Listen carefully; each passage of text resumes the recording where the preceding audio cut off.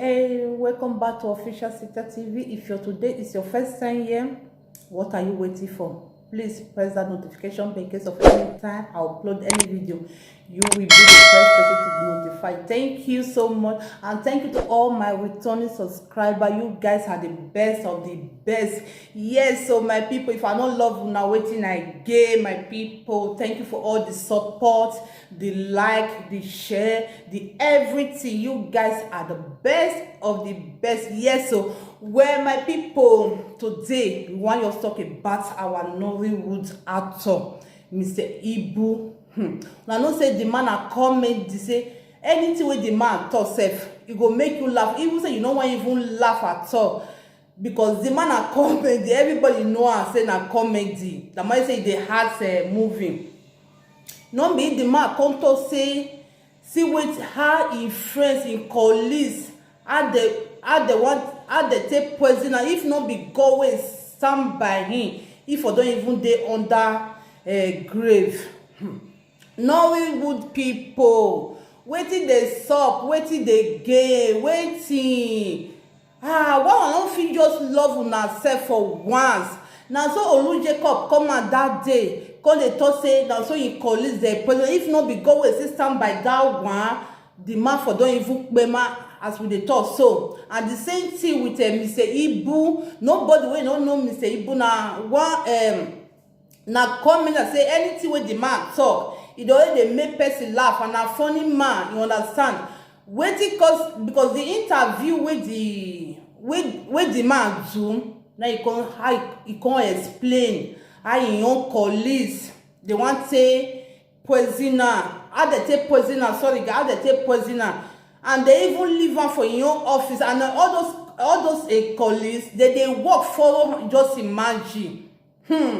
Person wey dey pay you more salary a month, if you come payment the person, how that person wan take pay you at the end of a month? Some people na the reason he say upon that one, the man come for that poison wey they give am. And if you see the man belle, my people, I wish people they get 20 months belle pregnancy. I for say the man even get 20 months pregnancy. Unfortunately, say person no dey get 20 months pregnancy.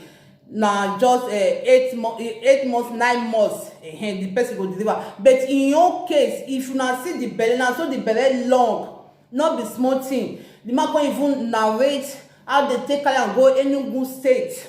Even the Enugu state where he for come from, in your own town, people, how they want even take payment himself, say because of jealousy, because he build house for Enugu, he build for Lagos, he build houses put for everywhere.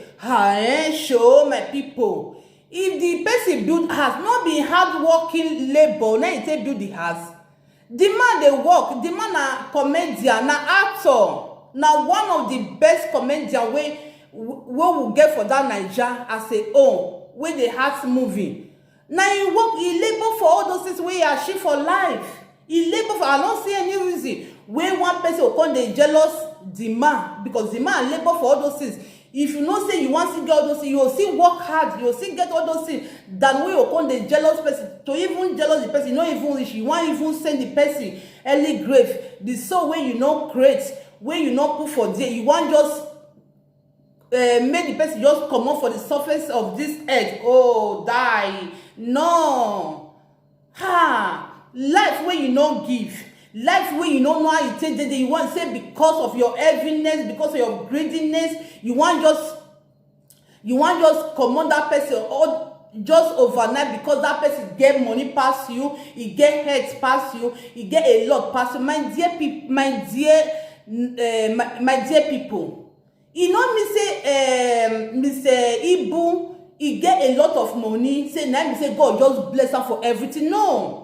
Because this life, where God for bless you, not be there for bless me, because everybody get in your own destiny. Everybody get in your way God for bless everybody. If you be say God bless Mr. Ibu through that comment the way they do, or through other movie way they had, if you be say now through the God take bless, if you be say you now your own way now, along that way now God take bless. If God not bless you if God not bless you to have wealth, you know me say now you na you can't do pass, or na you can't dey somehow pass. No, because your own blessing is different from your own. Mr. Ibu O, because Mr. Ibu O blessing is different from your own. I see no reason way one person come dey jealous person say because the man don get, he don achieve a lot. If na see the man belle, my people, if na see the man belle for real, when I see the picture the first time, I thought that maybe na all those for this thing, all those photo shoot where people they do now, maybe they just do. If na see the man belle, very big stomach, and the interview where the man even they do self, the man come even talk and say even this the stupid stomach, you no wan go inside, say he no dey drink, because people they feel say in dey drink, he no dey drink. Now just little food in the eat, but if na see him belle, my people, the belle big.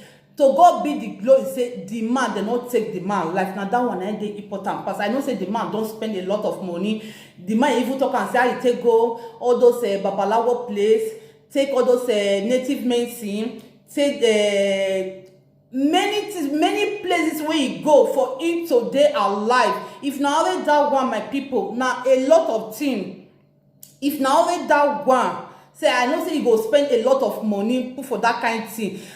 Wetin I no understand, why Nollywood, why una colleagues, if una colleagues go like this, una go like am. The person wey see the make person dey laugh, wey dey see the make person dey smile for that Nollywood as a whole. Because I remember, because that time when I dey watch Nigerian movie well, that if that man not dey movie, or he and Aki and Popo, me I no dey watch the movie, because even self you dey sad once you watch their movie. That smile go come out for your face by force, not be say any other thing. I don't know why some people are just so wicked and heartless like that. The man work put for him money, my people. Let us to be frank and sincere. The man work because we all know say that man now one of the big actor for that Naija. And comment, if you talk of comment, the man they do the interview where they even do where they even interview the man, so you go even say the man even they make jokes self. The man even they make jokes. Now so it just be. Now so it just be, why taking the man, like why you go praising the man because of waiting. And the man is saying that he colleagues. Who be the colleagues? Not be the people where they inside the Nollywood, and even in old time people. Enugu way for come from the old time people the same because he built house, he built house for many places. And then if you build house, now in your right to have it because he work for it. You know you sit down put for inside house, say at the end of a day he go get money, or at the end of a month he go come get money. No, because the man strong to have anything where he achieve today. Now strong na the man strong, not be say the man just okay, he just sit down at the end of a month, money will come, they enter a pocket. Nowhere. You know they don't like that.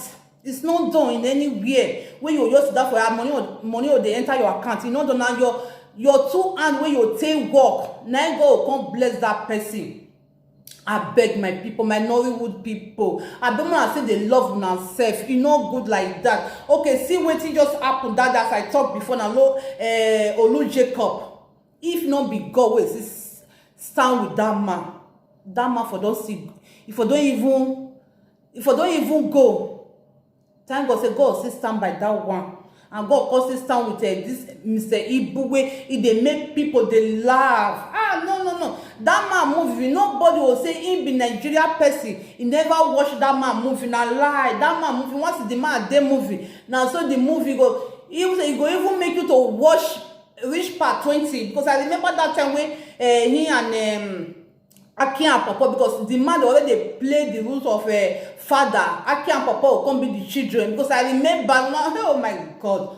Okay, if that man, okay, person like him, when they make people, when make us proud, when they make us they laugh. Now I can't take that person life just like that. I don't want to say it's not good. And if you be that person, say you poison and say nobody see you the time when you poison her, my dear, remember whatever you do to others must surely come back to you. The law of karma is real.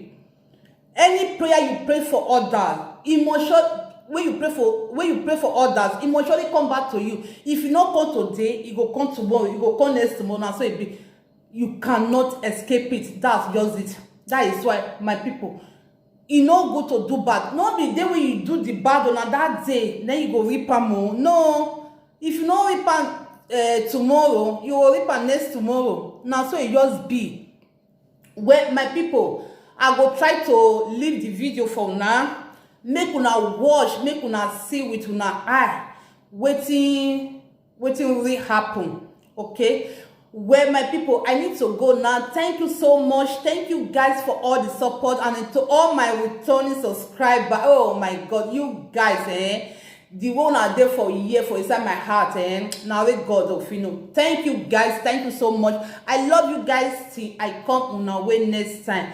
Bye. Ciao, ciao.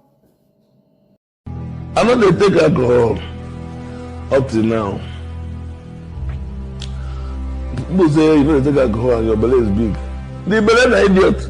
I don't even all the way they talk small food. That's this way they give me that poison.